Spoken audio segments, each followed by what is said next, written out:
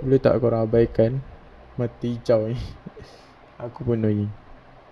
Dalam musim COVID ni, aku sebenarnya hari-hari tau nantikan update semasa tentang COVID-19 dalam Malaysia. So antara tempat yang aku pergi tengok untuk dapatkan source yang legit ialah dekat Instagram kkm_gov. So dekat situ dia akan ada satu infografik yang aku rasa sangat-sangat menarik, dan pada masa sama kalau orang tak faham, dia boleh membawa kepada panik kot. So hari ni aku nak ceritakan korang macam mana kita nak faham tentang infografik yang aku masukkan ni. Apa yang aku nak cuba sampaikan ni ialah pemahaman aku. Korang feel free untuk drop down komen korang kalau korang rasa pemahaman aku salah, ataupun mungkin korang ada cara lain untuk memahami infografik ni. So infografik yang kita nak gunakan contoh untuk faham infografik KKM ni ialah 25 Mac 2020, dan dekat situ dia akan beritahu infografik ni dan data-data dalam infografik ni diupdate pada 25 Mac 2020 5 petang. Setiap 5 petang infografik ni akan dikeluarkan. Bukan 5 petang lah, kalau aku perasan pukul 6 petang macam tu infografik ni akan dikeluarkan dekat Instagram KKM. Kat situ pertama sekali korang akan nampak kes baru. Kes baru kat sini dia tulis 172.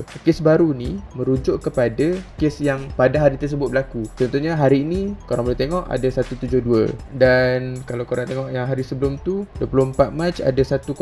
Bermaksud setiap hari itulah nombor kes baru yang dilaporkan mengenai COVID-19 di Malaysia. Dekat bawah kes baru tu dia akan bagi tahu perenggan tu ada dua information. Satu, dia nak bagi tahu dalam 172 tu 71 kes merujuk kepada yang kat Sri Petaling punya gathering. The rest of baki daripada 71 tu ialah lain-lain punya source terhadap kes baru tersebut. Mungkin orang tu ada kontak rapat dan sebagainya. Next kita pindah kepada perenggan yang kedua, iaitu perenggan yang warna merah tu. Sampai ke 25 Mac ni dah ada 45 kes yang dalam ICU, dan dalam 45 kes ni pula ada 34 kes yang memerlukan bantuan pernafasan. Yang kat sebelah dia tu ada gambar rajah coronavirus. Mungkin itulah kot gambar coronavirus dengan warna dia sekali.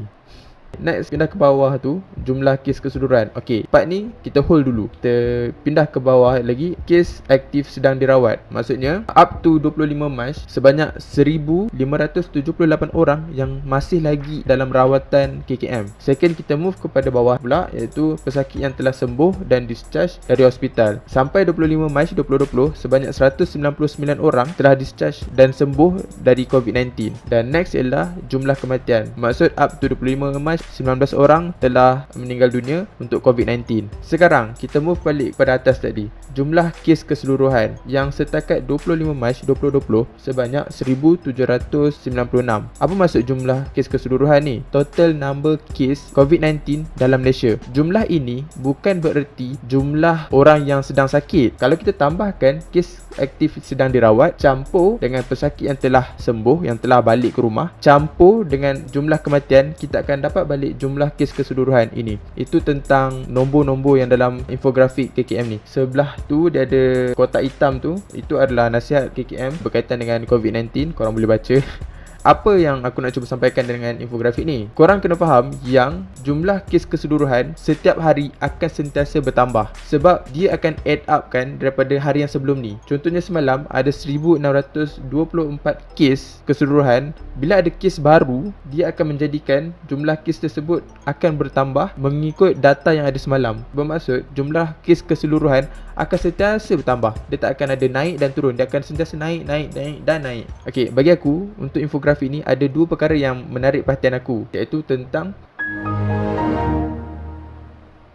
ada tiga perkara yang menarik perhatian aku. Satu ialah kes baru. Kes baru setiap hari dia boleh bertambah dan boleh berkurangan. Nombor tu boleh tinggi dan boleh rendah daripada hari yang sebelum ni. Kalau hari ni kurang orang dilaporkan untuk sakit COVID-19, maka nombor hari ni tentang kes baru akan lebih rendah daripada nombor semalam. Setakat ni pada 23 hari bulan Mac 2020, kita mencatatkan kes baru paling tertinggi, iaitu sebanyak 212 kes baru, berbanding yang pada hari ini sebanyak 172 kes baru. Korang boleh nampak tak? Nombor kes baru tu boleh naik dan boleh turun. Kalau kita boleh buat graf, kalau setiap hari kes baru itu meningkat, ini satu trend yang menunjukkan makin banyak yang KKM dapat detect orang sedang positif COVID-19. Nombor kes baru tu yang kita nak cuba kurangkan. Yang orang kata flat the curve tu kan tentang gambar rajah flat the curve tu kan. Kalau kita dapat kurangkan kes baru, berarti makin sikit orang yang dilaporkan positif COVID-19. Nombor 2 yang menarik perhatian aku ialah kes aktif sedang dirawat. Kes aktif yang sedang dirawat ni juga boleh menjadikan sama ada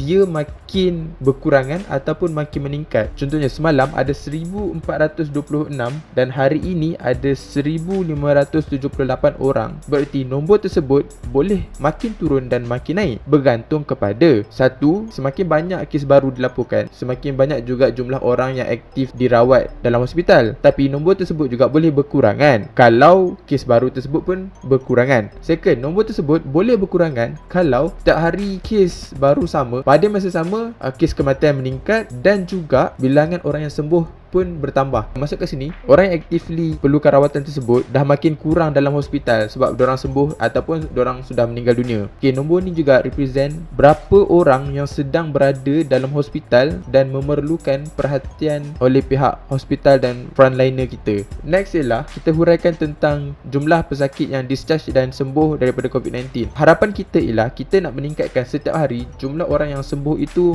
bilangan dia setiap hari meningkat. Gap antara hari ni dengan hari semalam, orang yang sembuh tu semakin tinggi. Lagi tinggi gap tu, maksudnya lagi banyak orang tambah untuk dikeluarkan daripada hospital. Okay, contohnya macam ni. Pada 23 hari bulan Mac, kita ada 159 orang yang sembuh. Dan pada 24 Mac, kita ada sebanyak 183 orang yang sembuh. So gap dia ialah 24 orang. Jadi pada hari ini 25 hari bulan, kita ada sebanyak 199 orang yang sembuh. Dan kita ada gap sebanyak 16 orang yang telah keluar pada hari tersebut. Kita nak banyakkan orang keluar daripada hospital dan sembuh. Yang last sekali ialah jumlah kematian. Of course lah, siapa nak jumlah kematian tu meningkat kan? Dan kalau boleh kita nak kurangkan jumlah kematian dan gap dia semakin berkurangan. So itu saja tentang infografik ni. Aku harap video ni sangat-sangat berguna untuk korang faham macam mana infografik ni sepatutnya difahami, dan aku harap benda ni sangat-sangat berguna untuk korang kekal relax, kekal tenang dekat rumah. Itu saja,